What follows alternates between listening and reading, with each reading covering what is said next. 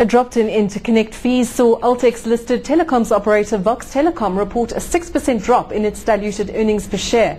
Gert Koen is Vox's financial director. Welcome, Gert. Hi. Well, certainly interesting times, I think challenging times for the business. It's challenging, but we're happy with our performance where we are right now. You know, we expected a bit of a drop. As you know, there's about a 7% drop in our headline earnings per share. That was expected. We knew it was going to happen. We are exactly where we would have liked to have been from a conversion point of view. So all in all, happy. So let's talk about the conversion. Your focus then, as I understand it, is getting customers to go from your mobile least cost routing business offering towards the Crystal, Vox Crystal, which is a slightly broader regime and one where the interconnect fees is more favorable.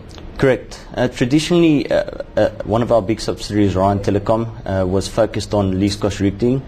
Now, least cost routing is really placing traffic or voice traffic on a SIM card and thereby diverting it away from Telkom's network and providing a cheaper solution to companies.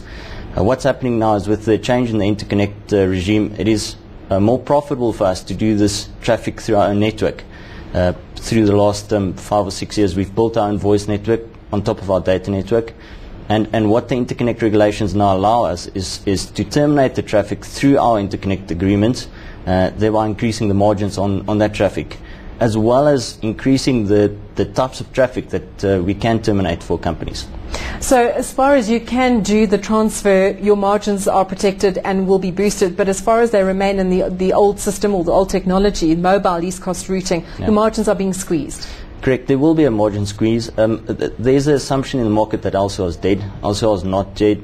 It'll be still around for about 3 or 4 years, but we don't want to be at risk. So our view is it's better to move it over to our own network, be in control of our own margins, and essentially try and keep the absolute margin, which is the amount of cents profit we make per minute, the same as the interconnect rate goes down in the future. How will that be done?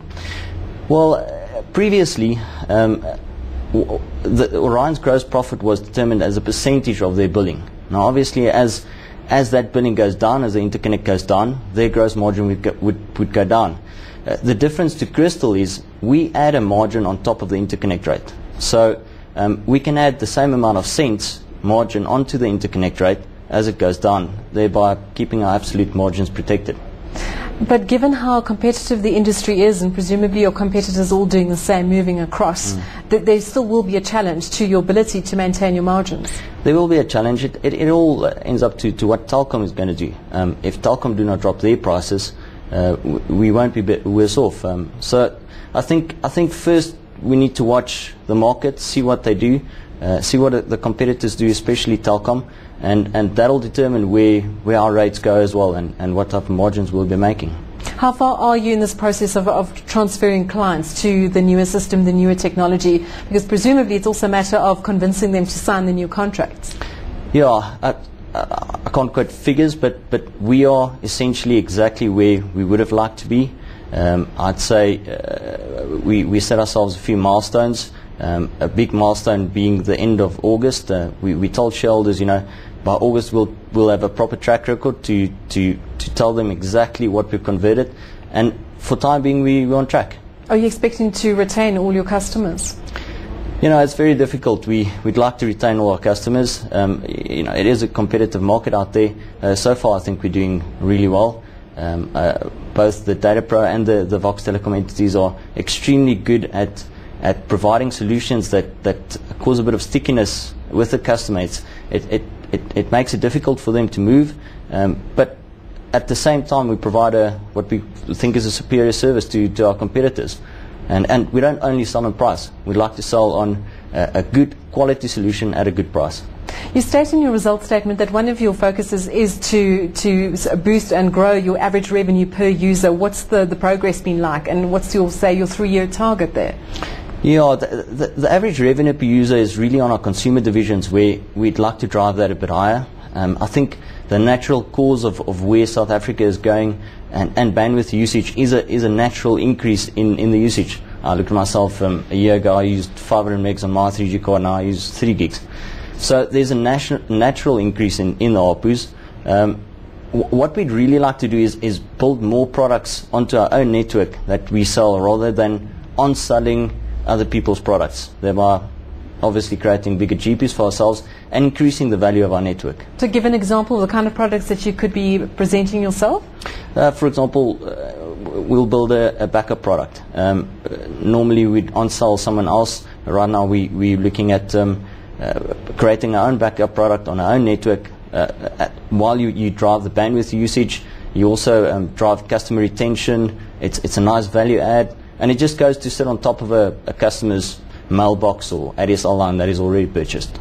You seem to be on a debt repayment drive, or is this just debt that's maturing? What's the process there? No, it's just debt maturing. So it's not we're paying according to the amort schedules, but at this rate we'll be debt free by Feb 2012. You've got a fair amount of capital expenditure in the current year, but also with the plans ahead. Is this related to the transfer to Crystal, or is it just the nature of the business that you're always having to keep up with technology?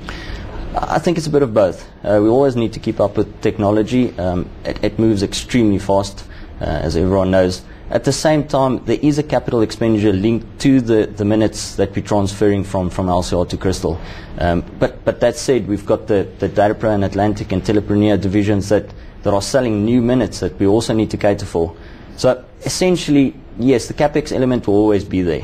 The bigger our network, the smaller the ratio of capex we need for new minutes that come onto our network. And that's the goal of a telco, is to get to that economy of scale where we pay less for additional minutes and data that comes onto your network. Just stepping back, looking, you're listed on the Altex, is there still value for you in being a listed company? Yeah, I think there's a lot of value. It puts you in a different light when you go and talk to customers. You know, they see your name, they see you're a reputable customer, or a client.